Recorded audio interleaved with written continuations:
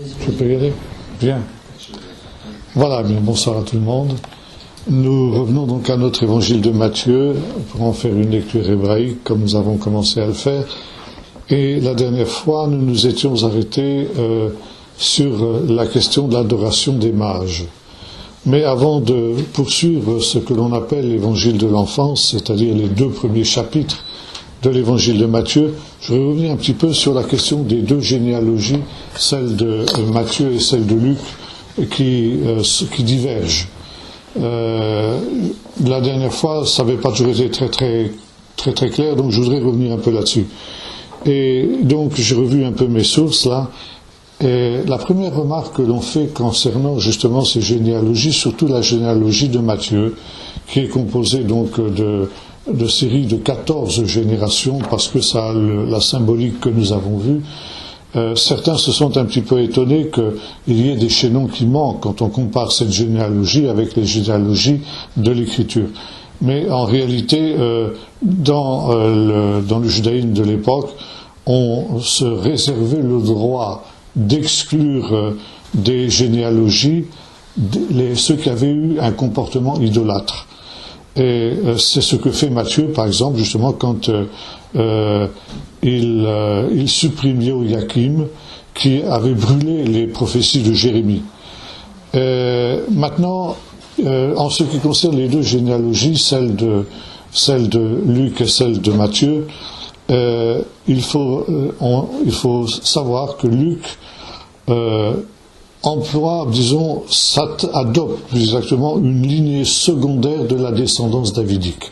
Donc c'est à partir de David que ça diverge. Il y a une première divergence à ce niveau-là, parce que cette lignée-là était devenue dynastique par extinction de la lignée de Ichonia, qui était donc le dernier de la lignée davidique proprement dite, et qui avait donc adopté Néri, époux de sa fille.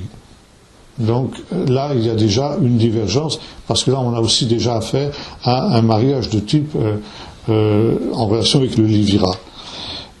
Matthieu, donc, on a dit la dernière fois, lui adopte la lignée juridique, et Luc, la lignée biologique, à cause justement de ces questions du mariage léviratique. Ça veut dire que, on l'a vu, quand un homme meurt sans enfant, son frère cadet épouse la veuve du mort, et le premier enfant qui naît de cette union est considéré juridiquement comme le fils du décédé.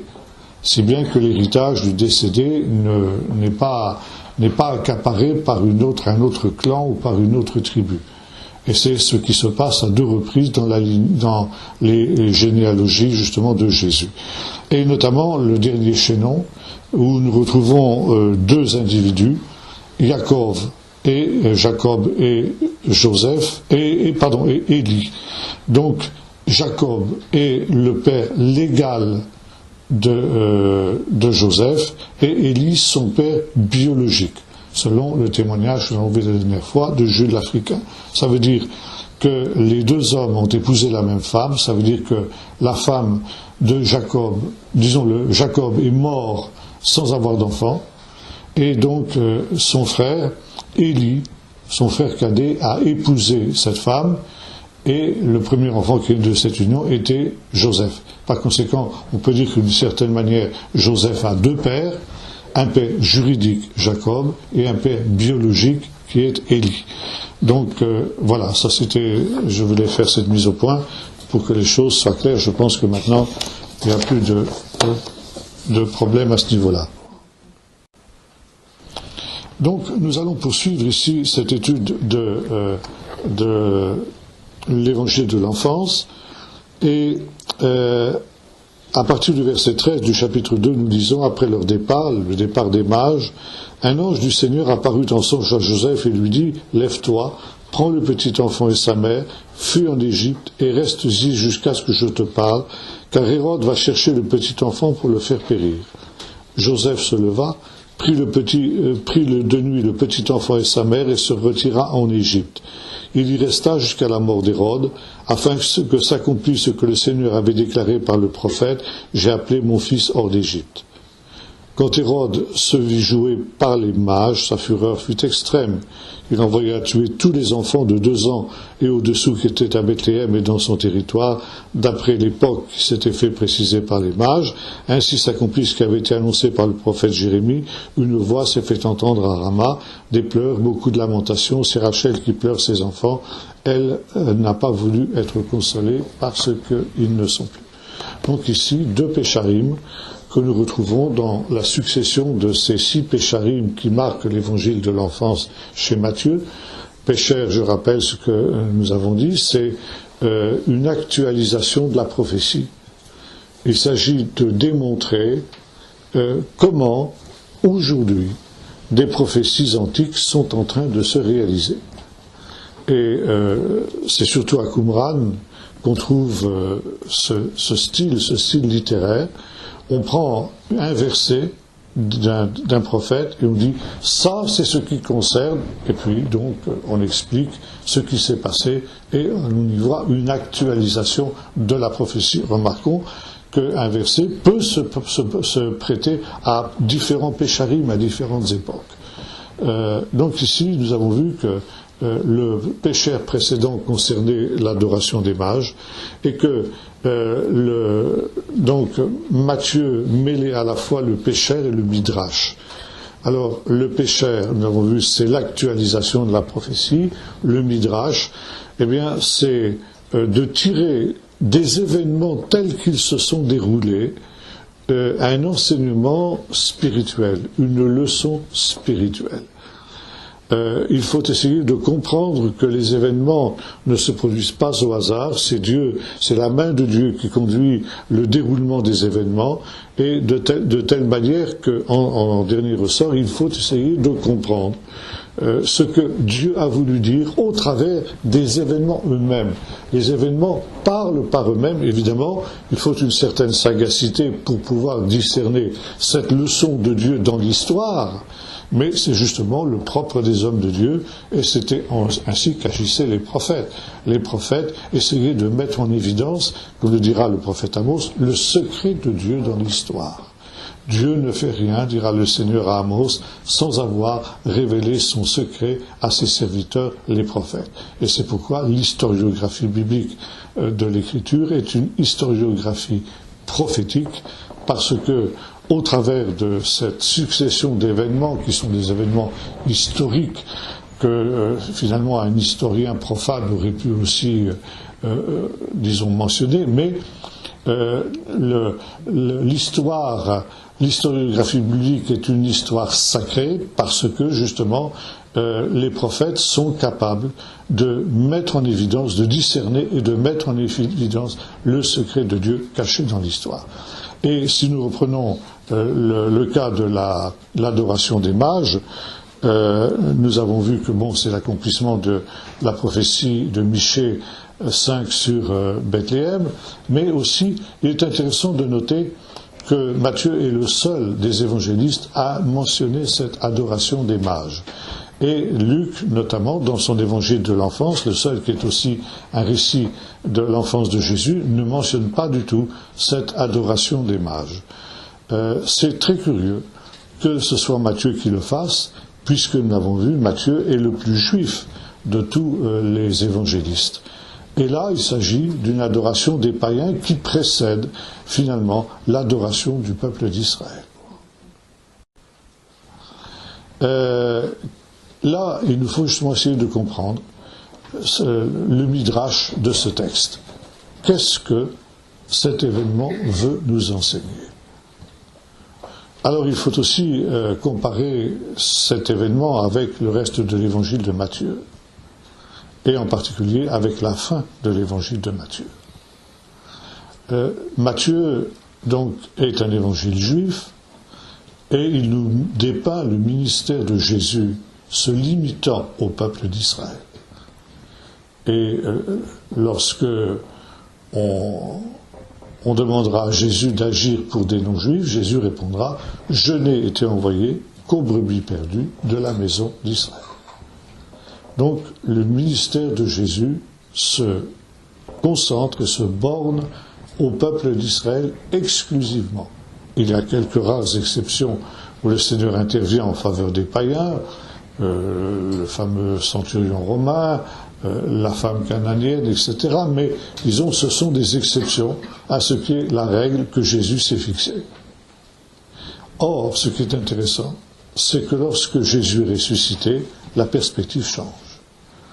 Et Matthieu nous montre donc une des apparitions du ressuscité à ses disciples en Galilée sur la montagne. Nous aurons l'occasion de revenir sur cette expression, la montagne. Il y a, chez Matthieu, nous avons l'occasion de le voir, une géographie spirituelle et notamment justement une montagne mystérieuse qui géographiquement n'est pas définie, mais qui était connue évidemment des lecteurs de Matthieu. Et là, Jésus donne à ses disciples, après sa résurrection, rendez-vous sur cette montagne. Et là, il va leur confier ce que nos frères anglo-saxons appellent la grande commission. C'est-à-dire aller dans le monde entier, prêcher la bonne nouvelle à toute la création, et notamment à toutes les nations. Et la vision de Matthieu, qui était une vision nationaliste, ça veut dire limitée au peuple d'Israël, après la résurrection, devient universaliste, ça veut dire elle s'étend au monde entier. Et qu'est-ce qui s'est passé? Pourquoi est-ce que pendant toute la première partie, enfin pendant toute sa vie terrestre, si j'ose dire, Jésus s'est strictement limité au peuple d'Israël? Et pourquoi est-ce qu'après sa résurrection, il ordonne à ses disciples d'aller dans le monde entier, alors qu'il avait fait le contraire? Quand il les avait envoyés en mission, il avait dit « N'allez pas chez les Samaritains et n'allez pas chez les païens, mais contentez-vous des brebis perdues de la maison d'Israël. » Or, après la résurrection, il fait l'inverse. Pourquoi? Parce que justement, la résurrection est un événement essentiel, capital, qui fait que ce qui était limité jusqu'alors au peuple d'Israël devient maintenant accessible à toutes les nations. Et par conséquent, l'évangile de Matthieu se termine sur cette vision de l'évangile, de la dimension universelle de l'évangile, qui est une réalité indispensable pour que s'établisse le royaume de Dieu. Ça, nous aurons l'occasion d'y revenir. Alors donc, la fin est universaliste. Mais finalement, le début de l'évangile aussi est universaliste. Parce que justement, ce sont des païens qui sont les premiers à venir adorer le Messie. Donc, voyez-vous, il y a une cohérence dans l'évangile de Matthieu. Et dès le départ, Matthieu veut nous montrer que cet évangile, qui, dans l'essentiel de son propos, va être limité au peuple d'Israël, dès les origines, était destiné à toutes les nations. Et ces mages, qui sont des païens, pire encore, des gens qui pratiquent l'occultisme, eh bien, vont avoir la possibilité d'entrer dans l'héritage d'Israël. Et ce qui est intéressant, c'est qu'ils viennent en posant la question, où est le roi des Juifs? Et quand ils vont aller l'adorer, c'est en tant que roi des Juifs qu'ils l'adorent. Et ça, c'est quelque chose d'important pour Matthieu. Oui, l'évangile est destiné aux païens. Oui, l'évangile a une dimension universelle, mais à une condition. C'est que ces païens qui vont recevoir le salut en Jésus reconnaissent en lui le roi des Juifs et l'adorent en tant que roi des Juifs. Ça veut dire que Matthieu nous dit, par le procédé midrashique qui est celui du peuple d'Israël, que Jésus ne peut être le sauveur des païens qu'à une seule condition, c'est qu'il soit le Messie d'Israël, le roi d'Israël. Messie, évidemment, c'est synonyme de roi, Melech HaMashiach, le roi qui a été oint. Et pour pouvoir entrer dans la totalité du salut, les païens doivent commencer par adorer Jésus en tant que roi des Juifs, en tant que roi d'Israël. Parce que eux aussi auront part au royaume messianique quand le royaume viendra, ce royaume dont Jésus sera le roi. Il est intéressant de noter, on vient de fêter Noël il n'y a pas longtemps, et il y a dans l'hymnologie chrétienne un cantique qui est le cantique dont nous connaissons la mélodie, mais une mélodie, c'est le plus ancien cantique, plus exactement, dont nous connaissons la mélodie. Ce cantique, il date du IVe siècle. On a beaucoup de cantiques, évidemment, dans la Bible, dans le Nouveau Testament, des cantiques qui nous sont rappelés, mais sans mélodie. On ne connaît que les paroles, pour une simple raison, c'est qu'à l'époque biblique, l'écriture, la notation musicale n'existait pas. Les notes de musique telles que nous les connaissons aujourd'hui n'existaient pas. Par conséquent, les mélodies étaient transmises oralement. Et bien évidemment, à cause de toutes les vicissitudes que le peuple d'Israël a subies dans son histoire, nous avons oublié les mélodies sur lesquelles ces cantiques, comme le Magnificat, le Benedictus, le Nunc Dimittis, etc., tous les cantiques sont rapportés dans le Nouveau Testament, étaient chantés. Et le cantique le plus ancien dont nous connaissons la mélodie est un cantique qui date du IVe siècle et qui a pour auteur un des pères de l'Église qui fut d'ailleurs le maître de Saint-Augustin, qui était Ambroise de Milan, évêque de Milan comme son nom l'indique. Et à l'occasion d'une fête de Noël, Ambroise de Milan avait appris à sa communauté un cantique qui disait ceci: « Viens maintenant, ô Sauveur des païens ». Et c'est encore chanté à l'occasion de Noël dans la plupart des églises chrétiennes. La la la la la la la la la la la la la. Ça, c'est le plus ancien cantique que l'on connaisse. Viens maintenant, Sauveur des païens. Voyez-vous, ici, on aperçoit cette déviation qui s'était déjà manifestée à cette époque dans l'Église chrétienne. Parce que pour Ambroise de Milan, Jésus n'était rien d'autre que le sauveur des païens. Il ne voulait connaître en Jésus rien d'autre que le sauveur des païens. Aucune allusion dans ce cantique à la royauté de Jésus. Aucune allusion dans ce cantique à la messianité de Jésus. Et Ambroise de Milan avait oublié que si Jésus n'est pas le Messie d'Israël, il ne peut pas être le sauveur des païens. Et voyez-vous, quand on nous dit « mais pourquoi vous intéressez-vous tellement à Israël ?» Après tout, pour nous, ce qui nous intéresse dans le Nouveau Testament, c'est que Jésus soit notre sauveur, à nous les païens. Oui, mais on a oublié ça. Que si nous ne reconnaissons pas en Jésus le Messie d'Israël, Jésus ne peut pas être le sauveur des païens. Et la messianité de Jésus, c'est quelque chose aussi que inconsciemment nous confessons, même ceux justement qui ne veulent pas se référer à cette filiation juive de Jésus. Quand nous disons Jésus-Christ, qu'est-ce que nous disons? Beaucoup pensent que Jésus c'est son prénom et Christ c'est son patronyme. Et en fait, Christ, ce que nous disons Christ, ça correspond au grec Christos, qui est la traduction grecque du mot hébreu Mashiach, Messie. Et Messie, c'est l'abréviation de Meler HaMashiach, ça veut dire le roi qui a été oint. Et quand nous disons Jésus-Christ, nous disons Jésus est le roi d'Israël qui a été oint. Voilà ce que nous disons. Et c'est la condition indispensable, justement, pour que les païens soient sauvés. Alors ça, voyez-vous, c'est très important.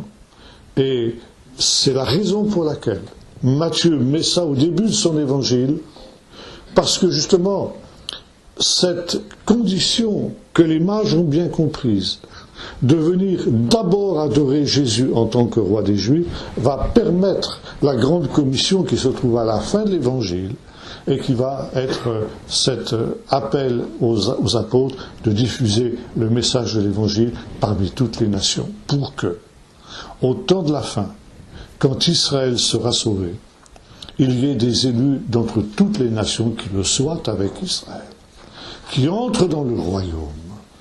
Et le royaume, c'est le royaume d'Israël. Il n'y en a pas d'autre. Et par conséquent, les païens seront associés à cette rédemption d'Israël. Les païens ne seront pas sauvés sans Israël. Car pour l'heure, comme le dira l'apôtre Paul, nous le sommes sauvés, oui, mais en espérance. Nous avons les arts de l'esprit, mais nous n'avons pas encore la plénitude du salut. Et cette plénitude du salut ne nous sera accordée qu'au temps de la fin, quand Israël aussi accédera au salut et par conséquent entrera en pleine possession de son héritage. Deuxième, donc ici pour ce soir, deuxième pécheur, c'est donc après le départ des mages, un ange du Seigneur apparut en songe à Joseph en lui disant « Prends le petit enfant et sa mère et descends en Égypte ».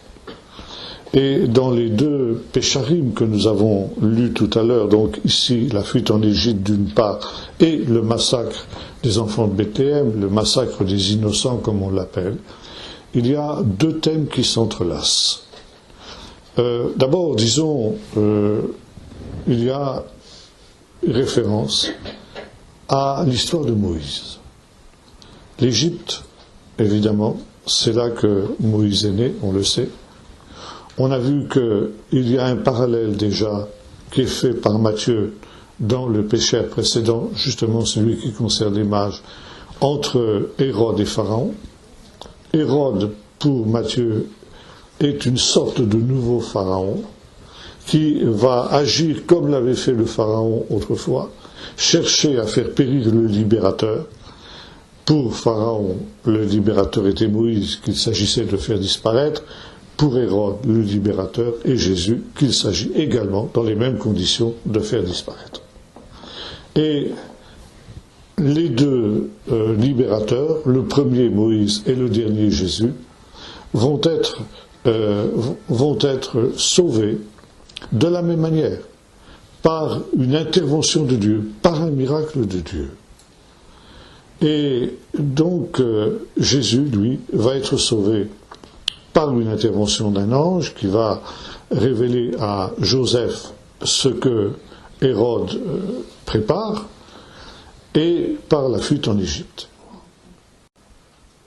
L'Égypte, nous l'avons vu, c'est un pays très ambigu dans la Bible. C'est à la fois quelque chose de positif et de négatif. Positif parce que c'est le refuge de tous ceux qui sont dans la difficulté. C'est en cas de famine l'endroit où Abraham et puis Jacob vont se réfugier, parce que à cause du Nil. Pardon ? Non, Jacob. Isaac ne descendra pas en Égypte. Et Dieu lui interdit de le faire. Et il va intervenir pour lui dans le pays de Canaan pour qu'il échappe à la famine d'une manière miraculeuse. Non, c'est Abraham et Jacob qui descendent tous deux en Égypte en cas de famine. Puis le peuple d'Israël tout entier. Plus tard, ce seront des bannis et des proscrits qui se rendront en Égypte. Jéroboam, par exemple, quand il se révoltera contre Salomon. Et puis, d'autres personnages aussi qui feront la même chose. Et enfin, après la destruction de Jérusalem par Nebuchadnezzar, un certain nombre de Juifs y entraîneront Jérémie aussi dans le but de s'y réfugier. Et c'est pourquoi le Seigneur dit à Israël, tu ne haïras pas l'Égyptien, parce que finalement il t'a accueilli dans son pays. Mais bien sûr, l'accueil peut se transformer en servitude, comme on le sait. Et donc, il va y avoir ici une descente en Égypte qui va être effectuée par le Messie. Et nous verrons tout à l'heure qu'il y a un midrash très important dans ce domaine-là. On sait qu'à l'époque de cet événement-là, il y avait à Alexandrie, capitale de l'Égypte de cette période, une importante communauté juive et de nombreuses organisations juives qui aidaient leurs frères dans la pauvreté. On peut penser que Joseph et Marie ont bénéficié de l'existence de ces ligues qui donc les ont certainement accueillis pendant un certain nombre d'années. C'est difficile d'avoir une chronologie très précise. Il semblerait que Jésus soit né, disons, en -6. Ça, c'est des spéculations. Mais disons, si l'on tient compte du fait que donc Hérode est mort en -4, donc Jésus est né avant la mort d'Hérode, donc il est de toute manière né avant -4. Et deuxièmement, entre la naissance de Jésus et l'adoration des mages, un certain temps s'est déjà passé. Donc 1 an ou 2 ans semble-t-il, puisque Hérode va faire massacrer les enfants de Bethléem au-dessous de l'âge de 2 ans. C'est donc Jésus, quand il a quitté Israël pour l'Égypte, était âgé de près de 2 ans vraisemblablement. Bon, Hérode, donc, si les choses ont eu lieu à ce moment-là, est mort peu de temps après. Ça veut dire que le séjour en Égypte aurait été vraisemblablement assez bref malgré tout. Bon, c'est difficile de donner une chronologie plus précise, puisque, évidemment, les textes sont muets sur ce point-là. Mais ce qui est intéressant ici, c'est de noter 2 choses. C'est le péché qui nous est fait, afin que s'accomplisse. Jésus descend en Égypte, afin que s'accomplisse ce qui a été annoncé par le prophète, j'ai appelé mon fils hors d'Égypte. C'est une citation du livre d'Osée, où le prophète dit ceci: quand Israël était jeune, je l'aimais et j'appelais mon fils hors d'Égypte. Alors, quelle relation entre ce verset d'Osée et puis finalement la descente de Jésus en Égypte? Bien, le verset d'Osée, essayons de comprendre aussi ce que le prophète voulait dire quand il dit donc quand Israël était jeune, je l'aimais et j'appelais mon fils hors d'Égypte. Quel est ce fils mystérieux auquel Osée fait allusion? Alors, il nous faut revenir au récit de l'Exode tel qu'on le trouve dans le livre du même nom. Et lorsque Moïse retourne en Égypte, d'ailleurs, c'est intéressant aussi, depuis le pays de Madian dans lequel il s'est réfugié, il reçoit de Dieu ce message: tu te présenteras devant le Pharaon, tu diras ceci: Israël est mon fils, mon premier-né, ainsi parle le Seigneur, laisse aller mon fils afin qu'il me serve. Si tu refuses de laisser aller mon fils, je te prendrai ton fils, ton premier-né, ce qui se passera. Et voyez-vous, le fils premier-né, c'est Israël. Et Osée reprend cette tradition dans son propos, quand il dit: quand Israël était jeune, donc quand il était en Égypte, je l'aimais et j'appelais mon fils hors d'Égypte. Et voyez-vous, ce que Matthieu veut nous montrer, c'est qu'en descendant d'Égypte et en remontant, comme Israël l'a fait, Israël est descendu en Égypte, sur un songe d'ailleurs. Jacob avait eu un songe de la part de Dieu qui l'autorisait à descendre en Égypte. Jacob, c'est Israël, c'est l'ancêtre du peuple, mais c'est aussi le patriarche. Et au bout de 400 ans, Israël est remonté d'Égypte vers la terre promise. Or, Jésus va aussi descendre en Égypte et il va en remonter à l'image de ce qu'a été l'histoire du peuple d'Israël. Autrement dit, Jésus revit l'histoire du peuple d'Israël. Et Matthieu nous dit en quelque sorte ceci: Jésus est en réalité le véritable Israël.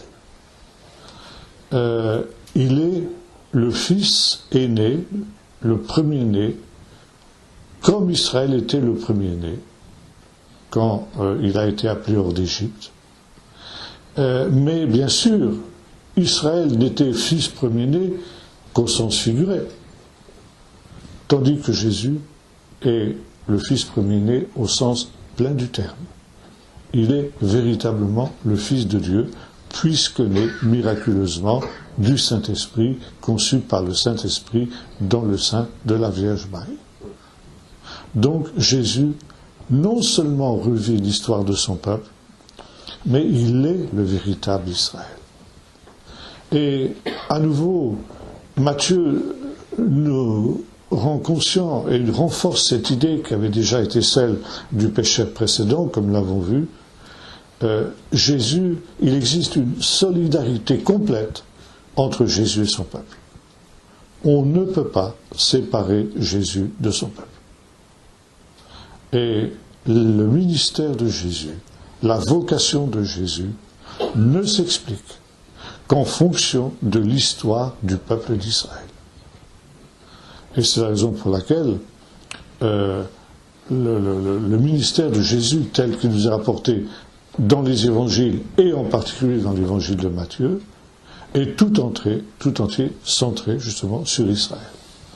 De telle sorte qu'on ne peut pas lire les évangiles, on ne peut pas lire le Nouveau Testament sans cette référence constante à Israël.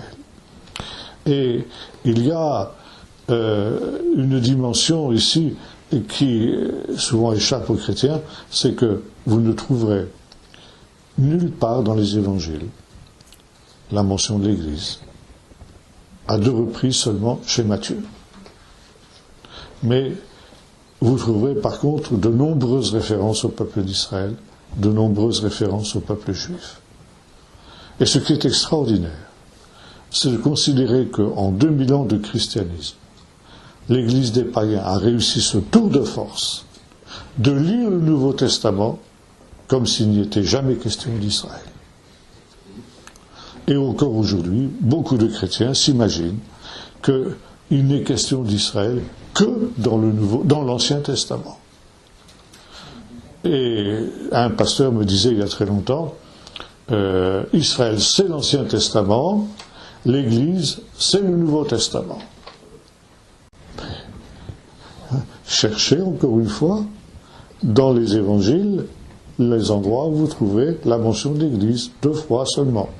Dans l'histoire, quand Jésus dit « Sur cette pierre, je bâtirai mon Église », et lorsqu'il dit, après les répréhensions fraternelles, « Si ton frère refuse d'entendre l'Église, alors qu'il soit pour toi comme un païen publicain. » En dehors de ça, aucune mention de l'Église dans les évangiles. Après, ça change, bien sûr.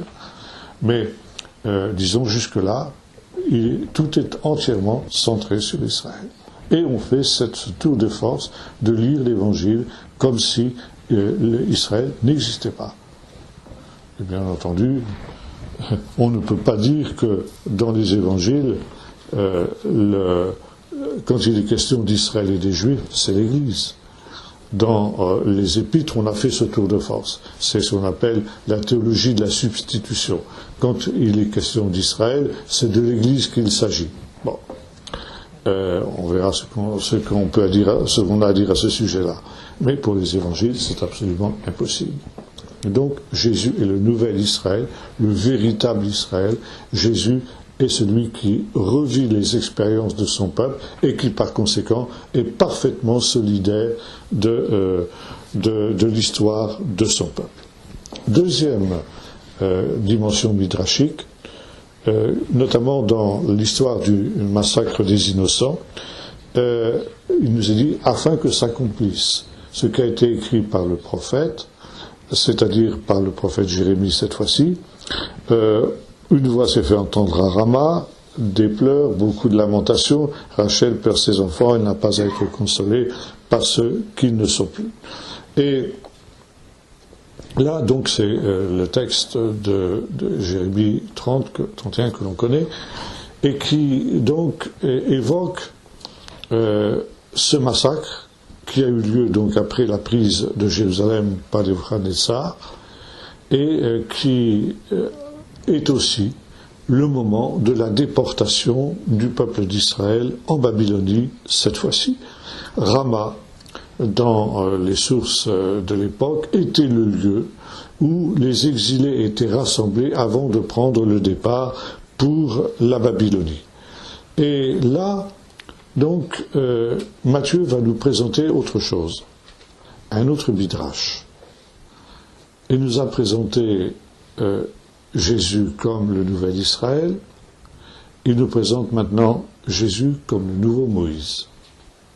Non seulement Jésus s'incarne dans l'histoire d'Israël, mais il revit aussi l'histoire de Moïse. De la même manière, encore une fois, que Moïse avait été poursuivi par la colère du Pharaon, et Jésus l'est par celle d'Hérode. Et dans les deux cas aussi, il va y avoir un exil. Devenu grand, quand Moïse va tuer l'Égyptien, il va être obligé de s'enfuir. Non plus en Égypte, il quitte l'Égypte, mais il se rend donc dans le pays de Madian. Et il va y rester jusqu'à ce que le Seigneur l'invite à remonter dans le pays d'Égypte. Jésus va descendre, lui, en Égypte, pour les raisons que nous avons vues tout à l'heure, mais il va échapper à la colère de celui qui l'en veut, dans la mesure où lui aussi va s'exiler, comme Moïse avait dû s'exiler. Et là, nous retrouvons justement un parallèle, notamment à la fin donc de l'évangile de l'enfance, à partir du verset 19, après la mort d'Hérode. Un ange du Seigneur apparut en songe à Joseph en Égypte et lui dit « Lève-toi, prends le petit enfant et sa mère et retourne dans le pays d'Israël, car ils sont morts tous ceux qui ont voulu à la vie du petit enfant. » Joseph se leva, prit le petit enfant et sa mère et rentra dans le pays d'Israël. Mais quand il apprit qu'Archélaos régnait sur la Judée à la place d'Hérode son père, il craignit de s'y rendre, et divinement averti en songe, il se retira dans le territoire de la Galilée, et vint demeurer dans une ville appelée Nazareth, afin que s'accomplisse ce qui avait été annoncé par le prophète, il sera appelé Nazaréen. Donc c'est le dernier des Pécharim de l'évangile de l'enfance qui tourne autour de ce verset, il sera appelé Nazaréen. On verra tout à l'heure où il faut trouver ce verset. Mais contentons-nous ici dans un premier temps de noter la phraséologie de cette péricope. Lève-toi, prends le petit enfant et sa mère, dit l'ange, et retourne dans le pays d'Israël. Et vous retrouvez exactement la même chose dans le chapitre, dans l'histoire de Moïse, à partir du chapitre 13 du livre de l'Exode, du chapitre 6 du livre de l'Exode, où le Seigneur dit à Moïse, après la révélation du buisson ardent, « Lève-toi, et rentre dans le pays d'Israël, dans le pays d'Égypte, retourne dans le pays d'Égypte, car ils sont morts tous ceux qui ont voulu à ta vie. » Et vous avez la même chose ici, car ils sont morts tous ceux qui ont voulu à la vie du petit enfant. Et voyez-vous, en prenant ce parallèle, Matthieu veut nous dire, eh bien, de fait, Jésus revit l'histoire de Moïse. Lui aussi va revenir dans les mêmes conditions que Moïse était revenu. Il est véritablement le nouveau Moïse. Et il nous est dit, Moïse prit sa femme et ses fils, il les mit sur un âne et il rentra. Et là nous retrouvons à peu près la même chose. Joseph prit le petit enfant et sa mère et il revint dans le pays d'Israël, pas sur un âne, pour une bonne et simple raison, c'est que l'âne, c'était une monture de luxe à l'époque, et Joseph n'avait pas les moyens qui étaient ceux de Moïse de se payer un âne. Donc il est rentré à pied dans le pays d'Israël. Voyez-vous, c'est très important parce que il y a dans la tradition juive cette idée que il y a deux exodes dans l'histoire du peuple d'Israël. Ça, ce sont les deux fondements essentiels de la foi juive. La première certitude, c'est que Dieu a libéré son peuple de l'Égypte autrefois, et ce faisant, le peuple d'Israël bénit Dieu chaque jour pour la sortie d'Égypte. Car il est écrit, tu te souviendras de la sortie d'Égypte tous les jours de ta vie. Et dans la liturgie de Pâques, on trouve ce passage, aujourd'hui, je sors d'Égypte. Moi et ma famille, nous sortons d'Égypte. Car si autrefois nos pères n'étaient pas sortis d'Égypte, moi et mes enfants, nous serions encore aujourd'hui esclaves de Pharaon en Égypte. Et il est écrit, je suis l'Éternel ton Dieu, c'est la première des 10 paroles qui n'est pas un commandement, si bien qu'il n'y a que 9 commandements et pas 10 commandements comme on le dit généralement. La première parole est une promesse, je suis l'Éternel ton Dieu. Alors on dit en hébreu, alors on traduit en général, qui t'ait fait sortir de la maison du pays d'Égypte et de la maison des esclaves, mais en hébreu, le temps n'existe pas. Il n'y a pas de passé, pas de présent, pas de futur. Donc on peut aussi bien traduire, je suis l'Éternel qui te délivre du pays d'Égypte et de la maison des esclaves. Et les rabbins ont dit, c'est tous les jours que tu dois sortir d'Égypte. C'est tous les jours que le Seigneur renouvelle cette œuvre qui te permet de secouer tous les esclavages qui pourraient être les tiens dans toutes les circonstances de ta vie. Et donc ça c'est la première certitude, Dieu a libéré son peuple de l'Égypte. Il n'y a pas une seule circonstance de la vie, une fête, un mariage, un décès, quoi que ce soit, où on ne rappelle la sortie d'Égypte. Mais on dit ceci, si Dieu a accompli ce miracle autrefois, il y aura à la fin des temps un deuxième exode, une deuxième Pâque, un deuxième libérateur qui sera manifesté et une deuxième alliance, une nouvelle alliance qui sera conclue. Comme le Seigneur a conclu une première alliance avec son peuple au Sinaï, il y aura une deuxième alliance, une nouvelle alliance qui sera conclue comme l'a annoncé le prophète Jérémie dans le chapitre 31 et verset 31. Et quel sera le libérateur de cette deuxième alliance? Quel sera le Moïse de cette dernière alliance? Bien évidemment, le Messie. Et nous retrouvons cela, évidemment, aussi dans un texte très célèbre, dans le chapitre 18 du livre du Deutéronome, où Moïse dit ceci, « L'Éternel vous suscitera d'entre vos frères un prophète comme moi, et vous l'écouterez dans tout ce qu'il vous dira. Celui qui n'écoutera pas la voix de ce prophète sera retranché du sein de son peuple. » Et alors, c'est quelque chose d'assez curieux, ce texte.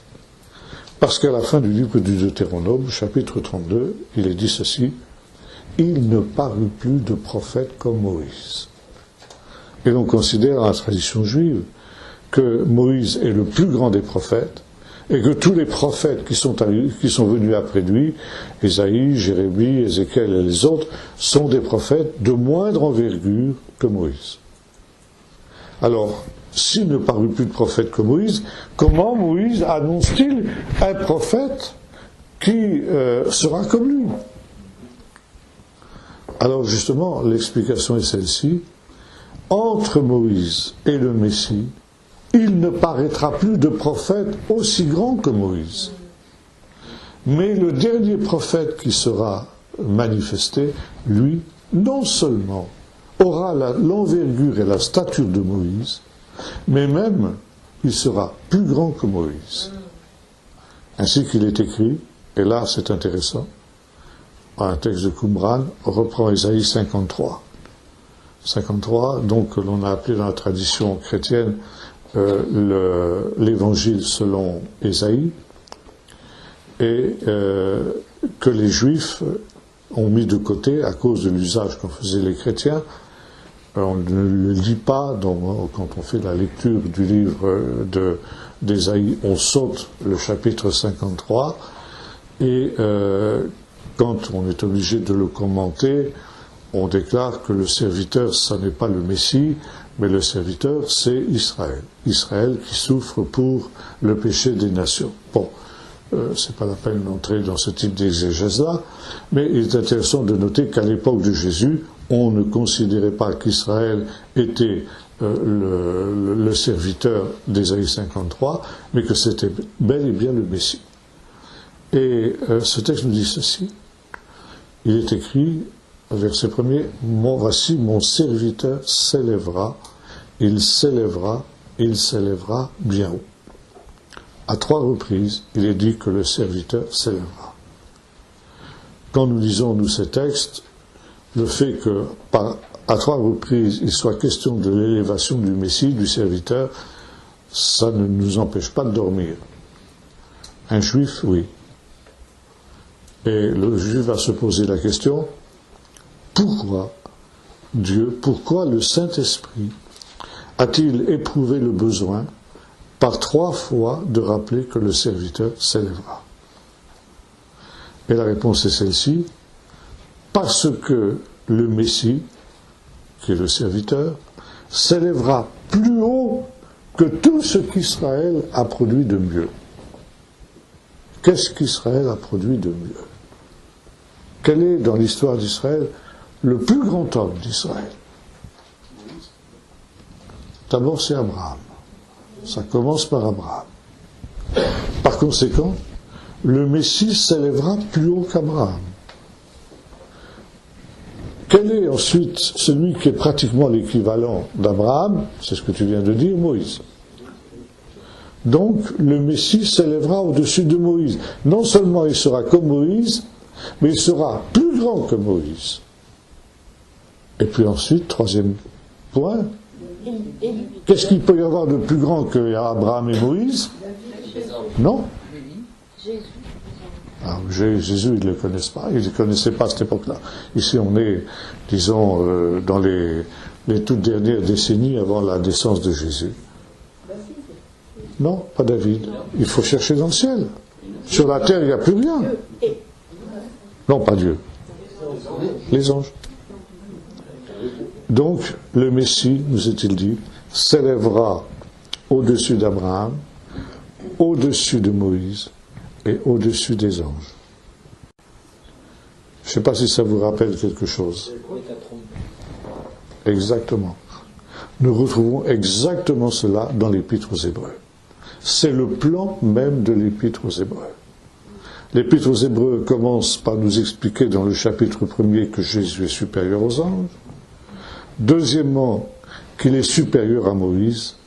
Et troisièmement, qu'il est supérieur à Abraham. Ce qui veut dire que l'auteur de l'Épître aux Hébreux connaissait ce Midrash. Et voyez-vous, Matthieu le connaissait aussi. Et dans la manière dont il nous présente Jésus sous la forme d'un nouveau Moïse, qui revit toute l'histoire de Moïse, qui est sauvé comme Moïse, c'est une manière de nous dire, eh bien, nous entrons maintenant dans cette période du 2e Exode. Nous entrons dans cette période que tous les prophètes ont annoncée, parce que tous les prophètes ont prophétisé le nouvel Exode. Ce thème du nouvel Exode, j'ai développé ça hier à Rennes, là, dans une église où j'étais invité. Le thème du 2e Exode, il parcourt toute la Bible. Et notamment, on le retrouve dans le livre de l'Apocalypse, qui est le nouvel Exode, le dernier Exode du peuple de Dieu. Et Jésus est donc le prophète, comme Moïse, que Moïse avait annoncé. Et par conséquent, il doit être écouté. Et ça, vous le retrouvez. Celui qui n'écoutera pas ce prophète sera donc mis à mort, sera retranché du sein de son peuple. Vous retrouvez ça, bien sûr, dans la scène du Jourdain, quand donc la voix se fait entendre, celui-ci est mon fils bien-aimé, écoutez-le. Vous retrouvez ça sur la montagne de la Transfiguration, où les mêmes propos se font entendre aussi de la voix qui va sortir de la nuée. Par conséquent, Jésus est bel et bien le prophète, le nouveau Moïse qui avait été prophétisé, et par conséquent, eh bien, il est celui qui doit être écouté comme Moïse l'a écouté, et en plus de ça, il est celui qui va donner, comme Moïse l'a fait, une deuxième Torah. Ça, on aura l'occasion de le revoir, notamment quand nous parlerons du sermon sur la montagne. Donc ici, Jésus, deuxième Moïse. Jésus, donc, et en même temps, nous est dit qu'il va remonter d'Égypte, comme Israël était remonté d'Égypte, et que, à cause des circonstances politiques du moment, juste après la mort d'Hérode, quand son fils, un de ses fils, Archélaos, vient sur le trône, bon, Hérode était un abominable tyran, on en a parlé la dernière fois, Archélaos, son fils, ne lui valait absolument pas mieux.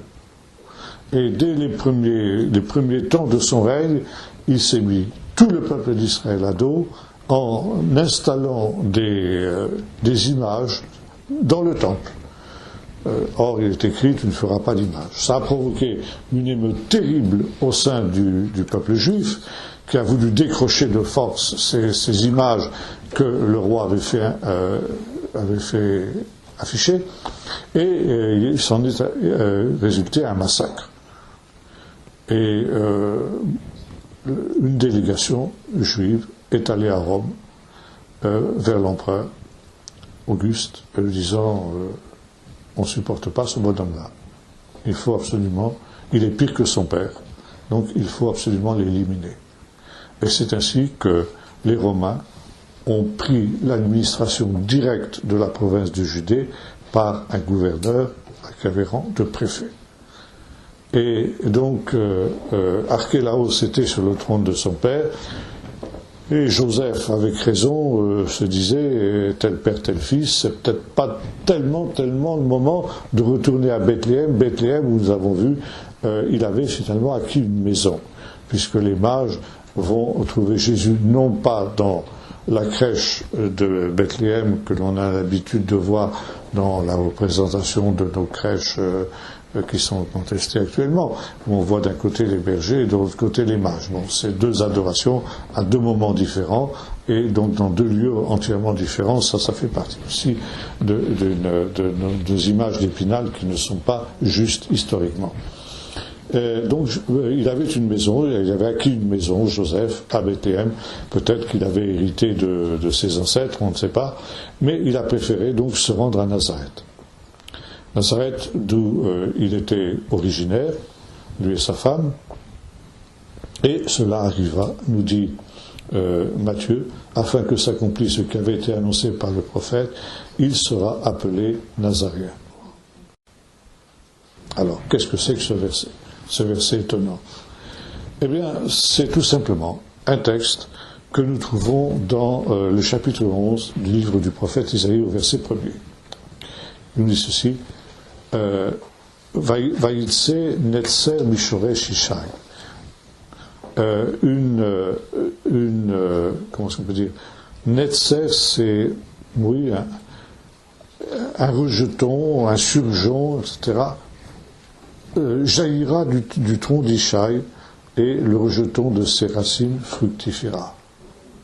Et donc, rejeton, en hébreu, ça se dit netzer, qui est la racine même du mot Natsrat, que l'on traduit en français par Nazareth. Évidemment, quand on lit dans les traductions Nazareth et rejeton, en français, on ne voit pas le rapport entre les deux réalités. Mais si vous retraduisez en hébreu, le rapport, il est évident. Netzer, Natsrat. Rejeton, Nazareth. Et donc, c'est une manière aussi de nous dire, Jésus est véritablement ce rejeton d'Ishaï. Ishaï, le père de David. Et l'image est tout à fait claire. C'est aussi une prophétie sur la pérennité d'Israël jusque dans les temps de la fin.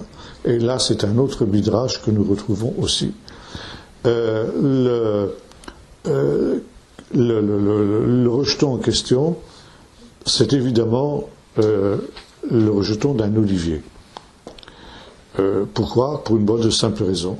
c'est que l'olivier, non seulement c'est l'arbre le plus courant dans cette région, mais c'est un arbre qui est pratiquement indestructible. Si on le coupe, il va toujours repousser. Et je me souviens de cet ami israélien qui me montrait dans l'entrée de sa propriété un tronc d'olivier qui était là et qui gênait justement l'ouverture du portail quand il avait besoin de rentrer sa voiture. Alors il avait coupé cet olivier et pour éviter que l'olivier ne repousse, il avait brûlé la souche jusqu'aux racines. Et il me disait, regarde, il n'y a rien à faire. À quelques centimètres de la souche brûlée, il y avait une branche qui était en train de sortir. Indestructible. Et l'image est la suivante. L'olivier représente Israël dans la bouche du prophète Ésaïe au chapitre 11. Et Ésaïe a été amené à annoncer la destruction d'Israël par ses ennemis, la déportation, l'exil. Et quand ces événements arriveront, nous dit le prophète, on pourra penser qu'Israël est perdu, qu'Israël est mort, qu'Israël ne se relèvera jamais de cette catastrophe-là. Or, il ne faut pas se leurrer, de la même manière que l'olivier, même apparemment complètement détruit, produit toujours des rejetons, de la même manière, Israël produira un rejeton et par conséquent sera indestructible. Israël est indestructible. Et un rejeton du tronc d'Ishaï, c'est-à-dire de la lignée davidique. Et évidemment, déjà dans la bouche du prophète, ce rejeton, c'est le Messie. Et la venue du Messie sera la condition même de la pérennité d'Israël, du fait qu'Israël renaîtra toujours de ses cendres. Par conséquent, le peuple d'Israël est éternel, indestructible, parce que, et justement, le Messie assure cette pérennité. Et ça, vous retrouvez cette idée, dans l'Épître aux Romains, dans le chapitre 11 de l'Épître aux Romains, en particulier chez Paul, quand il nous dit que les racines donc sont saintes, que par conséquent, même si des branches ont été arrachées, c'est l'apologue de l'olivier, vous retrouvez cette parabole évidemment dans l'Épître aux Romains, dans ce chapitre bien connu du chapitre 11 de l'Épître aux Romains. Donc, ici, nous arrivons à la conclusion de ce qui est le propos de Matthieu dans cette introduction à son évangile. Il sera appelé Nazaréen parce que justement, il sera aussi la lumière des nations. Alors ça, c'est intéressant. Il y a encore une allusion qui est faite ici à une autre prophétie que l'on trouve toujours dans le livre du prophète Ésaïe au chapitre 9, quand il est dit que donc si les temps passés ont rempli de confusion le pays de Nephtali, le pays de Zabulon et la région de la route de la mer, les temps à venir couvriront de gloire la Galilée des païens. Et le peuple qui marche dans les ténèbres voit une grande lumière. Sur ceux qui habitent la vallée de l'ombre de la mort, une grande lumière a resplendu. On connaît bien ce texte, bien sûr. Il est aussi un des textes qui sont lus dans la période de l'Avent, quand on célèbre Noël. Et qu'est-ce que le prophète veut dire? Eh bien, Ésaïe prophétisait à une époque où déjà les invasions assyriennes avaient considérablement dépeuplé le royaume du Nord. Le royaume donc qui ensuite avait disparu à l'époque où Ésaïe prophétisait. Et les Assyriens avaient commencé par déporter les habitants de ce qu'on appelait depuis la Galilée. Donc il a emporté en exil les tribus de Nephtali et de Zabulon avant même que les autres tribus ne soient déportées, et il a remplacé ces populations par des populations qui étaient venues de Mésopotamie, que la Bible appelle les Cutéens. Donc c'était une région qui était devenue, par la force des choses, une région païenne, une région idolâtre. Par conséquent, une région qui nous dit, qui selon le prophète, était plongée dans les ténèbres de l'obscurantisme, c'est-à-dire dans les ténèbres de l'idolâtrie. Or, justement, cette région était devenue, à cause de ce transfert de population qui avait été opéré par le roi d'Assyrie, ce qu'il appelle Glil Hagoyim, qui en français, Galilée des nations. Le mot Galilée vient de là. C'est un mot qu'on a commencé à employer seulement cette période-là. Ça veut dire territoire des païens, territoire peuplé par les païens. Et c'est dans cette région que le Netzer Israël va venir habiter. Maintenant, il est intéressant que Netzer, ça vient aussi d'une racine qui signifie éternité, donc il demeurera éternellement, et ça veut dire aussi caché, quelque chose de caché. Et de fait, tous les évangiles nous présentent toute une partie de la vie de Jésus qui est une partie cachée, qui est cachée à Nazareth, la ville où les choses sont cachées. Et tout un jeu de mots sur ces expressions-là. La vie cachée de Jésus, les années cachées de Jésus, comme disent les théologiens, eh bien, vont se passer dans cette ville de Nazareth, qui est la ville du cachet. Et cachée où? Au milieu du territoire des païens. Un territoire qui est peuplé essentiellement de païens, car même à l'époque de Jésus, malgré le fait que beaucoup plus tard les Juifs y étaient revenus, cette région était en majorité une région qui était peuplée par des païens. D'où d'ailleurs les problèmes qui apparaîtront quand Jésus viendra prêcher dans la synagogue de Nazareth et qu'il va glorifier les païens, Naaman, la veuve de Sarepta, etc. Ça, c'en est trop pour les habitants de Nazareth qui sont en conflit avec notamment les habitants de Sipori qui sont à quelques kilomètres de là et qui sont essentiellement des Romains, des Grecs et des Romains. Donc là, Jésus va être mal vu et ils vont le chasser, essayer de le tuer comme on sait. Donc ici, la région peuplée par des païens. Pourquoi? Parce que nous retrouvons la même idée que celle que nous avons rencontrée tout à l'heure. Eh bien, le Messie sera la lumière des nations. Il sera la gloire d'Israël, mais il sera la lumière des nations. Selon ce qu'a annoncé le prophète Ésaïe, je t'établis pour être la lumière des nations et porter mon salut jusqu'aux extrémités de la terre.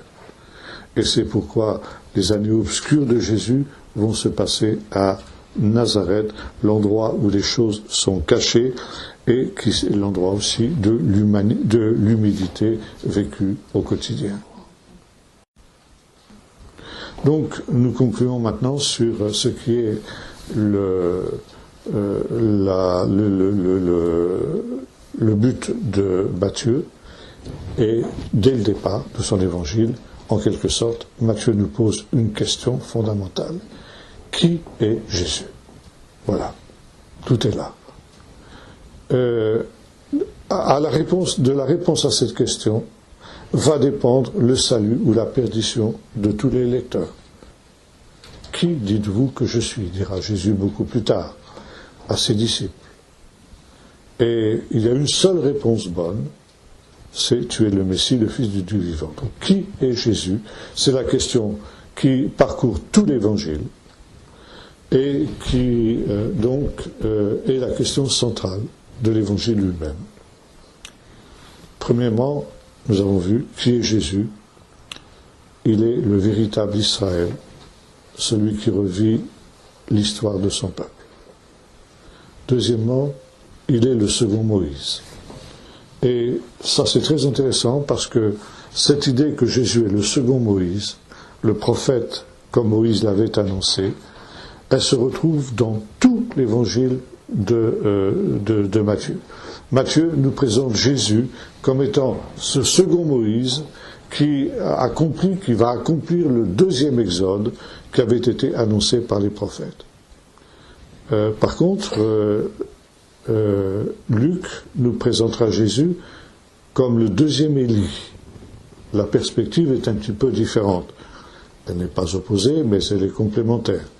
Et l'on retrouve cette complémentarité, par exemple, dans la scène de la transfiguration, où nous trouvons justement ce dialogue entre Jésus, Élie et Moïse. Mais plutôt Moïse est essentiel pour Matthieu, parce que justement, c'est le prophète d'Israël, essentiellement. Troisièmement, il est le véritable fils de David, le Netzei Ishai, donc le rejeton d'Ishai, le Messie promis. Et enfin, il est le véritable fils de Dieu. Et ce faisant, il est un signe pour toutes les nations. Et finalement, bien que l'évangile de Matthieu soit l'évangile le plus juif des 4 évangiles, c'est un évangile qui s'adresse aussi aux nations, qui doivent reconnaître ces choses et qui doivent reconnaître que Jésus est le roi des Juifs, qui par conséquent il peut être leur sauveur, et qu'il est, et ça nous est rappelé aussi dans un des Pécharim que nous avons rencontrés, il est le Emmanuel, Dieu avec nous. Vous retrouvez ça aussi à la fin de l'Évangile, où Jésus, donc, après avoir donné à ses disciples cette grande commission que nous avons évoquée, dit « Et voici, je suis avec vous tous les jours jusqu'à la fin du monde. » Voilà, si vous voulez, en gros, ce qu'on peut dire brièvement sur cet évangile de l'enfance. Je ne sais pas, on fait une pause ici peut-être pour poser des questions sur ce sujet-là avant d'aborder la suite de l'évangile de Matthieu. Est-ce que vous avez des questions à poser là-dessus? Oui, justement par rapport à ce nom Emmanuel, quand l'ange vient visiter Marie et lui dit il sera appelé Emmanuel, de toute sa vie terrestre, on ne voit pas qu'il se soit appelé Emmanuel. Non. Alors c'est ça que je ne comprends pas. C'est un nom qui est tiré justement d'une des prophéties d'Isaïe également. Donc, quand il est annoncé donc une autre prophétie messianique, car un enfant nous est né, un fils nous est donné, dont la domination sera son épaule, on l'appellera Dieu puissant, etc. Et finalement, on lui donnera aussi le nom d'Emmanuel, Dieu avec nous. Par conséquent, c'était un des noms du Messie, un des noms symboliques du Messie. Mais ça ne veut pas dire que le Messie devait obligatoirement porter ce nom à l'état civil, vous comprenez? Et dans la tradition juive, le Messie a de très nombreux noms. Il s'appelle le Shiloh, on a vu ça aussi la dernière fois. Il s'appelle Menachem, le consolateur. Il s'appelle Hanani, celui qui vient sur les nuées, parce que c'est le Fils de l'homme qui vient sur les nuées du ciel, selon donc Daniel 7. Il s'appelle Ginon, d'après le psaume 72. Il y a de très nombreux noms qu'on donne au Messie. C'est très intéressant d'ailleurs de faire une étude à ce sujet-là, parce que ça nous donne une facette de ce qu'est l'œuvre du Messie. Et donc Emmanuel, c'est la présence de Dieu. Et finalement, pour Matthieu, donc Jésus est venu manifester la présence de Dieu au milieu des hommes. Et même quand Jésus retourne au ciel, cette présence de Dieu ne les quitte pas. Donc elle reste, et le Seigneur est, bien que absent corporellement, présent par son esprit avec eux jusqu'à la fin du monde, selon l'accomplissement de la prophétie. Tout à l'heure, tu as abordé la question du deuxième exode. Est-ce que, sans faire trop long, dire quelques mots rapidement dans le Nouveau Testament, est-ce possible? Alors, c'est un thème qui a été repris par pratiquement tous les prophètes. On trouve ça, par exemple, surtout à partir du chapitre 40 du livre du prophète Ésaïe. Donc, consolez mon peuple, dit votre Dieu. Donc, on entre dans un temps de libération. Une voix crie dans le désert, préparez le chemin du Seigneur. Dans le désert, il y aura un nouvel exode. La présence du Seigneur, la Shrina, qui conduisait le peuple se manifestera à nouveau, donc, et le Seigneur ramènera son peuple dans le pays promis. Il est question un peu plus loin de quelque chose qui ressemble à la traversée de la mer Rouge. Ils n'auront plus soif, ils n'auront plus faim, le mirage ne les décevra plus, etc. Parce que le Seigneur, de la même manière qu'il a donné la manne dans le désert et l'eau du rocher, donnera à son peuple pendant ce nouveau parcours au désert les mêmes réalités qui lui permettront de survivre dans des conditions qui seront difficiles. On retrouve ça aussi, bien sûr, chez Jérémie. Quand Israël était jeune, je l'aimais, j'appelais mon fils hors d'Égypte. Je me soutiens, non, ça c'est Osée. Je me souviens de ton amour pour moi quand tu m'étais fiancé au désert, tu me suivais dans une terre inculte, etc. Et ensuite, le prophète annonce que ce qui s'est passé alors va se reproduire au temps de la fin. Dieu ramènera son peuple au désert à partir du chapitre 30, 31, 32, etc. Il voit le peuple dispersé comme des brebis dans le désert, des brebis perdues dans le désert, et le Seigneur est un berger qui va rassembler son troupeau, et il va le ramener à Jérusalem, et qu'ils viennent en pleurant, etc., et il sera le berger qui va ramener son peuple, comme Moïse était le berger qui avait amené le peuple dans la terre promise. On trouve ça chez Osée, donc avec l'histoire de sa femme infidèle, etc. Qu'est-ce que je vais faire? Je l'attirerai au désert, je parlerai à son cœur, et donc là, Dieu va faire une nouvelle alliance avec Israël dans le désert, comme aussi Jérémie l'a dit, et va le ramener donc dans le pays promis. Donc c'est un thème qu'on retrouve pratiquement chez tous les prophètes, ce thème du nouvel exode. Oui, allez-y. Oui, il y a des choses qui sont des points difficiles à comprendre.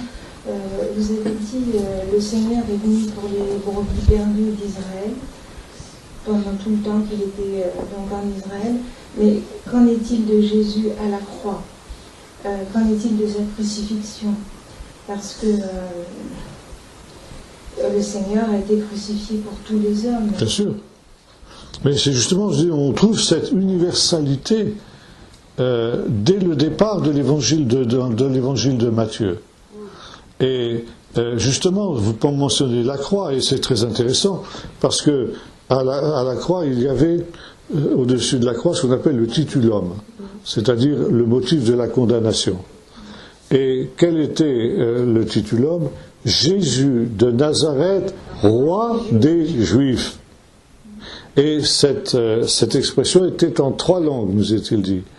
En hébreu, en grec et en latin, ça veut dire dans toutes les langues les plus communes du monde connu d'alors. Et pour l'Évangile, c'est une manière de nous dire, le monde entier doit savoir que Jésus est mort en tant que roi des Juifs. Et quand on réalise cela, effectivement, le monde entier, disons chaque nation, chacun de ceux qui habitent les nations, peuvent recevoir le pardon des péchés et le salut qui est en Jésus. Et vous retrouvez ça aussi, par exemple, dans l'évangile de Luc, quand, donc, après la croix, justement, quand Jésus apparaît vivant le soir de Pâques au milieu de ses disciples dans la chambre haute, il leur dit, c'est là ce que je vous disais, quand j'étais encore au milieu de vous, qu'il fallait que s'accomplisse de moi tout ce qui a été écrit dans la Torah de Moïse, chez les prophètes et dans les psaumes, à savoir que le Messie devait souffrir, ressusciter le 3e jour, et que la repentance et le pardon des péchés seraient prêchés en son nom à toutes les nations. Donc, chez Luc aussi, d'une certaine manière, on retrouve ce thème de la grande commission qui est donné après la résurrection. Parce qu'après la résurrection, disons, il y a ce ministère universel de Jésus qui devient évident, si vous voulez, quoi. Avant, il était encore limité à quelques-uns, donc les mages, les centurions romains qui ont bénéficié des guérisons de Jésus, la femme cananienne avec sa fille, etc. Et puis aussi, on voit dans l'évangile de Jean quelques Grecs qui étaient venus aussi voir Jésus. Bon, mais disons, c'était limité. Tandis que là, maintenant, disons, la résurrection de Jésus ouvre, et donc la mort et la résurrection de Jésus, puisque ce sont des choses qui sont liées, ouvre les portes du pardon pour le monde entier. une femme phénicienne aussi. Oui, phénicienne, oui, j'ai parlé canadienne, phénicienne, tout ça, oui, c'est synonyme. Quelqu'un avait levé la main, là, je crois, non? Oui? Vous avez dit que de la racine trinitaire sur laquelle est construite le mot Netzer, vous pouviez construire d'autres significations, éternité cachée. Vous pensez au mot Olam qui est rapproché dans la littérature rabbinique du mot Ne'elam. Attendez, je n'ai pas très bien compris, je vous dire répéter? De Netzer, vous avez... Ah, de Netzer, oui. Vous avez tiré la signification éternité Oui. et caché. Et est-ce que les mots auxquels vous pensez sont Olam et Ne'elam Ah non, pas du tout, pas du tout. Non, là c'est Netzar. Netzer, Netzar. Netzar, ça veut dire l'éternité. Et Netzer, ça veut aussi dire caché. De fait, vous retrouvez cette racine dans le nom d'Esther. Esther, la reine Esther, donc ça veut dire la cachée, littéralement. Et il y a un jeu de mots aussi, parce que donc le livre d'Esther, c'est le livre de ce qui est caché, puisque le nom de Dieu n'apparaît que 5 fois, mais d'une manière cachée. Oui? Une question dans Ésaïe 53, quand on dit il s'élèvera, il s'élèvera, il s'élèvera. Oui. Dans quelle traduction française on peut le trouver? Parce qu'on n'a pas sur notre traduction. C'est pas comme ça que c'est dans les traductions? Je vais... Il s'élèvera comme une faible plante. Non. Voyons. Si, c'est au chapitre 52, en fait, verset 13. Voici mon serviteur, alors ici ils ont traduit par prospéra, il montera, il s'élèvera et sera très haut placé. Bon, ça veut dire que ils n'ont pas voulu reprendre, faire des répétitions, parce qu'en français on n'aime pas les répétitions, mais dans le texte original c'est le même mot. Quelque chose là. En fait, souvent dans l'Ancien Testament, il y a un lien très fort entre le Messie, enfin, ou disons le serviteur, et puis le peuple d'Israël. Enfin, c'est quelque chose qui est très... Oui. On passe souvent de l'un à l'autre. Absolument, absolument. Et nous avons vu que Matthieu fait ça aussi. Il nous montre que, donc il cite un texte qui s'applique à Israël. J'ai appelé mon fils hors d'Égypte pour l'appliquer à Jésus. Et on retrouve ça aussi dans le Magnificat, à la fin du Magnificat. Quand donc Marie déclare ceci, donc, et il s'est souvenu d'Israël, son serviteur. Donc ça veut dire que Marie assimile Israël au serviteur de l'Éternel des chants du serviteur qu'on trouve dans la deuxième partie du livre d'Ésaïe, sans que ça porte atteinte au fait que Jésus est aussi le serviteur. Les deux interprétations sont justes en quelque sorte. Ça peut justifier l'attitude des Juifs. Ils disent qu'Israël, c'est pas le Messie, parce que Israël... Oui, à la différence tout de même que dans Ésaïe 53, ça n'est pas possible. C'est possible dans les autres chants du serviteur, ça veut dire le chapitre 42, le chapitre 50 ou le chapitre 49, mais dans le chapitre 53, c'est pas possible. Parce qu'il est dit, qui a cru qu'il a été coupé de la terre des vivants et retranché à cause des péchés de mon peuple. Et en hébreu, le mot peuple, c'est ami. Et ami, il y a deux mots pour dire peuple en hébreu. Il y a le mot âme et il y a le mot goy. Et quand le mot âme s'applique uniquement et toujours dans la Bible à Israël, et Israël seulement. Par contre, le mot goy s'applique aux nations. Donc là, frapper pour les péchés de mon peuple, ça ne peut pas être un autre peuple que le peuple d'Israël. Donc, si vous voulez dire que Israël c'est le serviteur dans ce texte-là, c'est impossible, parce que ça veut dire le serviteur souffre pour le serviteur.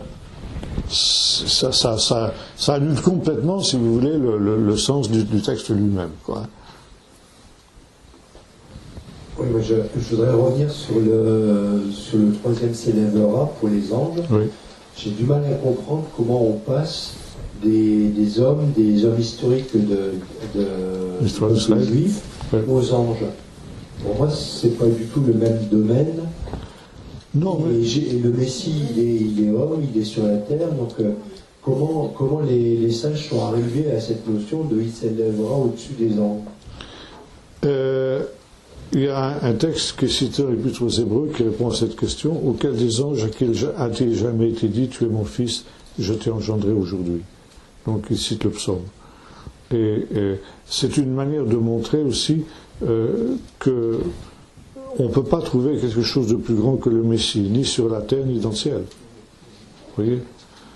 Oui. Oui. Oui.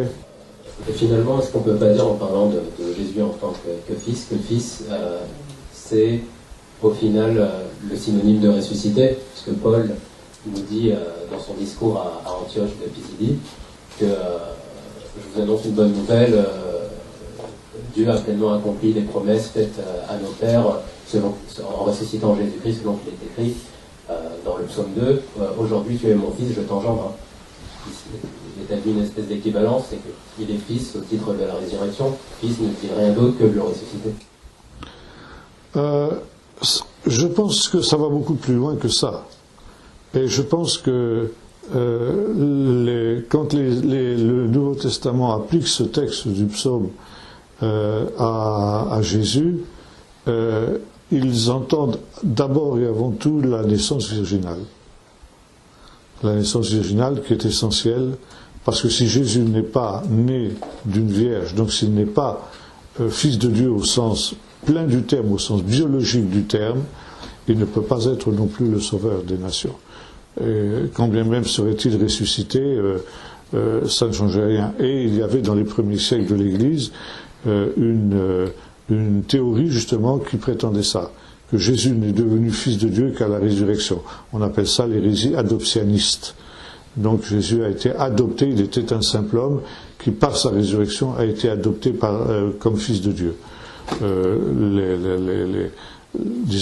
Les conciles, les premiers conciles donc ont traité de cette question en son temps et donc ont condamné cette doctrine-là comme étant une hérésie. Voilà, on va terminer là pour aujourd'hui. Maintenant, dans le Nouveau Testament, on le retrouve dans la notion du royaume de Dieu. Ça, on aura l'occasion d'y revenir avec justement Matthieu. Dès le départ, il y a ce thème du deuxième exode, et donc du deuxième Moïse qui doit conduire ce deuxième exode. Vous retrouvez ça chez Luc, en particulier aussi dans la scène de la transfiguration. Il est le seul à mentionner que le sujet de la conversation qu'il y avait entre Jésus et Élie et Moïse, c'était l'exode qu'il devait accomplir à Jérusalem, Exodos en grec. On retrouve ça surtout dans le livre d'Apocalypse. Dans le livre d'Apocalypse, alors on retrouve la révélation du nom de Dieu, celui qui vient, comme la révélation de Moïse dans le buisson ardent. On retrouve la formation du peuple sacerdotal à celui qui nous aime, qui nous a délivrés de nos péchés par son sang, qui a fait de nous un royaume et des sacrificateurs, comme ça a été dit au Sinaï. On retrouve au chapitre 4 l'agneau immolé, donc l'agneau de Pâques, l'agneau de la Pâque. Et on retrouve alors un peu plus tard, dans l'histoire de la femme au désert, la femme qui a enfanté le fils mâle et qui est poursuivie par le serpent et qui reçoit les ailes du grand aigle. C'est une allusion aussi à un texte de l'Exode. Je vous ai porté sur les ailes d'aigle, je vous ai amené jusqu'ici, dit le Seigneur à Israël quand il arrive au pied du mont Sinaï. Et donc le serpent, le dragon, jette un fleuve d'eau vive pour noyer la femme, donc allusion à la mer Rouge. Et la terre s'ouvre pour avaler cette eau pour que le peuple d'Israël soit sauvé. Et le peuple d'Israël va être caché au désert un temps, des temps à la moitié d'un temps. Ça veut dire pendant toute la durée de l'épreuve eschatologique, où il va être préservé justement de tous ses ennemis, et notamment de la colère du serpent qui voudra l'éliminer jusqu'au moment où, au temps de la fin, justement, il reviendra. On retrouve le thème des plaies d'Égypte. L'eau changée en sang, les sauterelles, les grenouilles, l'obscurité, tout ce qui s'abat sur le royaume de la bête, nouveau pharaon. On retrouve ensuite l'exode, sortez du milieu de mon peuple. Ça veut dire non plus de l'Égypte, mais de Babylone. Babylone étant devenu le grand village mondial. Babylone, le royaume de la bête englobe toute la terre, c'est ce qui est écrit dans le chapitre 13 du livre de l'Apocalypse. Et après cette sortie de Babylone, eh bien, le peuple d'Israël, le nouveau peuple de Dieu, Israël et l'Église, sont en route vers la nouvelle terre promise, la nouvelle Jérusalem. La terre nouvelle et la nouvelle Jérusalem, dans lequel tout s'achève et qui est finalement la manifestation de ce dernier exode dont Jérémie avait dit une chose étonnante: il sera tellement plus glorieux que le premier exode que l'on en oubliera le premier exode. Or, en principe, nous l'avons vu, on n'oublie jamais le premier exode. Mais là, ce sera tellement supérieur, tellement plus glorieux que ça n'a été au moment du premier exode, qu'on oubliera tout ce qui a été passé dans l'exode précédent. Bon, ça très rapidement, très schématiquement, voilà ici les principaux lieux où on trouve cette mention du deuxième exode. Alors, je vais profiter d'un micro. En ce qui concerne le massacre des innocents, oui. Comment les autorités locales, religieuses, ont-elles interprété cet événement? Je suppose que...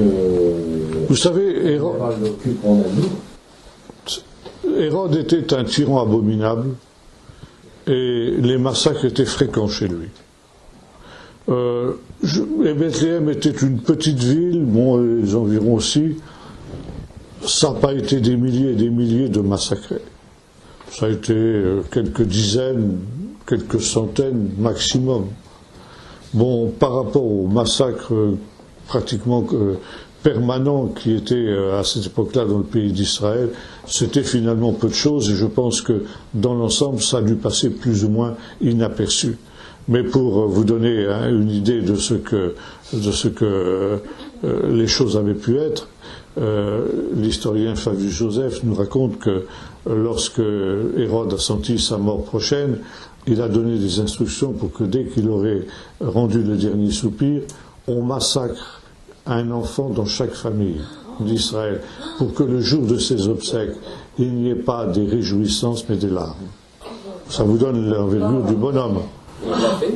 Non, heureusement, non, ça n'a pas été réalisé.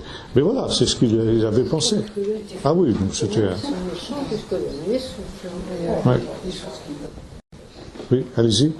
Oui, il y a des choses qui sont des points difficiles à comprendre. Vous avez dit le Seigneur est venu pour les brebis perdues d'Israël pendant tout le temps qu'il était donc en Israël. Mais qu'en est-il de Jésus à la croix? Qu'en est-il de sa crucifixion? Parce que le Seigneur a été crucifié pour tous les hommes. Bien sûr. Mais c'est justement, je dis, on trouve cette universalité dès le départ de l'évangile de Matthieu. Et justement, vous mentionnez la croix, et c'est très intéressant, parce que à la croix, il y avait au-dessus de la croix ce qu'on appelle le titulum, c'est-à-dire le motif de la condamnation. Et quel était le titulum? Jésus de Nazareth, roi des Juifs. Et cette expression était en 3 langues, nous est-il dit. En hébreu, en grec et en latin, ça veut dire dans toutes les langues les plus communes du monde connu d'alors. Et pour l'Évangile, c'est une manière de nous dire le monde entier doit savoir que Jésus est mort en tant que roi des Juifs. Et quand on réalise cela, effectivement, le monde entier, disons chaque nation, chacun de ceux qui habitent les nations peuvent recevoir le pardon des péchés et le salut qui est en Jésus. Et vous retrouvez ça aussi, par exemple, dans l'Évangile de Luc, quand donc après la croix, justement, quand Jésus apparaît vivant le soir de Pâques au milieu de ses disciples dans la chambre haute, il leur dit: c'est là ce que je vous disais quand j'étais encore au milieu de vous, qu'il fallait que s'accomplisse de moi tout ce qui a été écrit dans la Torah de Moïse, chez les prophètes et dans les psaumes, à savoir que le Messie devait souffrir, ressusciter le 3e jour, et que la repentance et le pardon des péchés seraient prêchés en son nom à toutes les nations. Donc chez Luc aussi, d'une certaine manière, on retrouve ce thème de la grande commission qui est donné après la résurrection. Parce qu'après la résurrection, disons, il y a ce ministère universel de Jésus qui devient évident, si vous voulez, quoi. Avant, il était encore limité à quelques-uns, donc les mages, les centurions romains qui ont bénéficié des guérisons de Jésus, la femme cananéenne avec sa fille, etc. Et puis aussi, on voit dans l'évangile de Jean quelques Grecs qui étaient venus aussi voir Jésus. Bon, mais disons, c'était limité. Tandis que là, maintenant, ça, disons, la résurrection de Jésus ouvre, et donc la mort et la résurrection de Jésus, puisque ce sont des choses qui sont liées, ouvre les portes du pardon pour le monde entier. Une femme phénicienne aussi. Oui, phénicienne, oui, j'ai parlé cananéenne, phénicienne, tout ça, c'est synonyme. Quelqu'un avait levé la main, là, je crois, non? Oui? Vous avez dit que de la racine trinitaire sur laquelle est construite le mot Netzer, vous pouviez construire d'autres significations, éternité cachée. Vous pensez au mot Olam qui est rapproché dans la littérature rabbinique du mot Néelam. Attendez, je n'ai pas très bien compris, je vous dire répéter. De Netzer, vous avez... Ah, de Netzer, oui. Vous avez tiré la signification éternité oui. Et caché. Et est-ce que oui. les mots auxquels vous pensez sont Olam et Néelam Ah non, pas du tout, pas du tout. Non, là c'est Netzar. Netzer, Netzar. Netzar, ça veut dire l'éternité. Et Netzer, ça veut aussi dire caché, de fait. Vous retrouvez cette racine dans le nom d'Esther. Esther, la reine Esther, donc ça veut dire la cachée, littéralement. Et il y a un jeu de mots aussi, parce que donc le livre d'Esther, c'est le livre de ce qui est caché, puisque le nom de Dieu n'apparaît que 5 fois, mais d'une manière cachée. Oui? Une question dans Ésaïe 53, quand on dit il s'élèvera. Oui. Dans quelle traduction française on peut le trouver? Parce qu'on n'a pas sur notre traduction. C'est pas comme ça que c'est dans les traductions? Je vais... Donc, il ne pas comme une faible présence? Non. Voyons. Si, c'est au chapitre 52, en fait, verset 13. Voici mon serviteur. Alors ici, ils ont traduit par prospéra, il montera, il s'élèvera et sera très haut placé. Bon, ça veut dire que ils n'ont pas voulu reprendre, faire des répétitions, parce qu'en français, on n'aime pas les répétitions, mais dans le texte original, c'est le même mot. Quelque chose là. En fait, souvent, dans l'Ancien Testament, il y a un lien très fort entre le Messie, enfin, ou disons le serviteur, et puis le peuple d'Israël. Enfin, c'est quelque chose qui est très... Oui. On passe souvent de l'un à l'autre. Absolument, absolument. Et nous avons vu que Matthieu fait ça aussi. Il nous montre que, donc il cite un texte qui s'applique à Israël. J'ai appelé mon fils hors d'Égypte pour l'appliquer à Jésus. Et on retrouve ça aussi dans le Magnificat, à la fin du Magnificat. Quand donc Marie déclare ceci, donc, et il s'est souvenu d'Israël son serviteur. Donc ça veut dire que Marie assimile Israël au serviteur de l'Éternel des chants du serviteur qu'on trouve dans la deuxième partie du livre d'Ésaïe, sans que ça porte atteinte au fait que Jésus est aussi le serviteur. Les deux interprétations sont justes, en quelque sorte. Ça peut justifier l'attitude des Juifs qui disent qu'Israël, c'est pas le Messie, parce que Israël... Oui, à la différence tout de même que dans Ésaïe 53, ça n'est pas possible. C'est possible dans les autres chants du serviteur, ça veut dire le chapitre 42, le chapitre 50 ou le chapitre 49, mais dans le chapitre 53, c'est pas possible. Parce qu'il est dit, qui a cru qu'il a été coupé de la terre des vivants et retranché à cause des péchés de mon peuple. Et en hébreu, le mot peuple, c'est ami. Et ami, il y a deux mots pour dire peuple en hébreu. Il y a le mot âme et il y a le mot goy. Et quand le mot âme s'applique uniquement et toujours dans la Bible à Israël, et Israël seulement. Par contre, le mot goy s'applique aux nations. Donc là, frapper pour les péchés de mon peuple, ça ne peut pas être un autre peuple que le peuple d'Israël. Donc, si vous voulez dire que Israël c'est le serviteur dans ce texte-là, c'est impossible, parce que ça veut dire le serviteur souffre pour le serviteur. Ça annule complètement, si vous voulez, le sens du texte lui-même, quoi. Oui, moi je voudrais revenir sur le troisième s'élèvera pour les anges. Oui. J'ai du mal à comprendre comment on passe des hommes historiques de juifs aux anges. Pour moi, c'est pas du tout le même domaine. Non, mais... Et le Messie, il est homme, il est sur la terre, donc comment les sages sont arrivés à cette notion de il s'élèvera au-dessus des anges? Il y a un texte qui est cité dans l'Épître aux Hébreux qui répond à cette question. Auquel des anges a-t-il jamais été dit, tu es mon fils, je t'ai engendré aujourd'hui? Donc il cite le psaume. Et c'est une manière de montrer aussi que on ne peut pas trouver quelque chose de plus grand que le Messie, ni sur la terre, ni dans le ciel. Vous voyez? Oui. Oui. Oui.